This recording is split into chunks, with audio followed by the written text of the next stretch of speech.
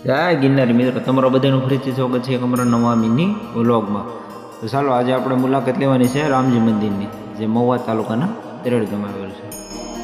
અને જો રસ્તાની બાજુમાં જ આ મંદિર છે, નદી કિનારે, અને વિશાળ ગેટ છે આ મંદિરની અંદર પ્રવેશતા પહેલાં આવે. જો સામે ધજા ફરકી રહી છે ને, રામજી મંદિરની ધજા છે. અને મંદિર પણ સુંદર મજાનું બનાવેલું છે, જે તમારું મન મોહી લે. તો ચાલો હું તમને દર્શન કરાવું પ્રભુ શ્રી રામના.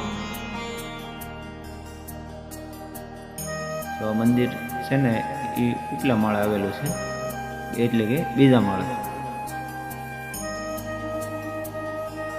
અને મંદિરનું તમે જુઓ, સુંદર મજાનું છે ને બાંધકામ કરેલું છે, તમારું મન મોહી લે એવું. જો સરસ મજાની કોતરણી કામ કરેલી છે. અને 3 મંદિર છે. જો આ 3 મંદિરની બાજુમાં સરસ મજાની કોતરણી કરેલી છે. અને વિશાળ ઘણ પણ મેકેલો છે. અને મંદિરની એક બાજુ ગણપતિ બાપ્પાની મૂર્તિ મેકેલી છે, નાના એવો મંદિર બનાવી.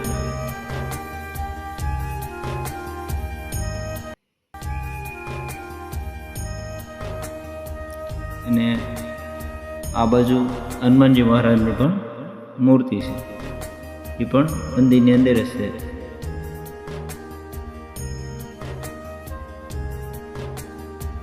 તો ચાલો હવે તમને હું દર્શન કરાવવા દઉં. મંદિરને એક બાજુ ખોડિયાર માતાનું મંદિર છે. જો ખોડિયારમાં પણ મગર ઉપર સવાર થયેલા છે.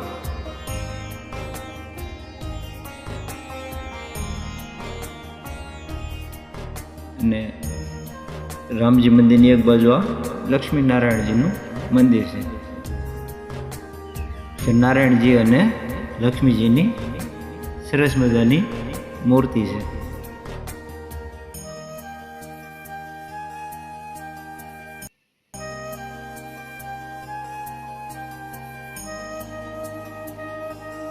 અને બંને મંદિરની પછલા ભાગમાં મંદિર આ પ્રભુ શ્રી રામનું મંદિર છે, એટલે કે રામ દરબાર છે.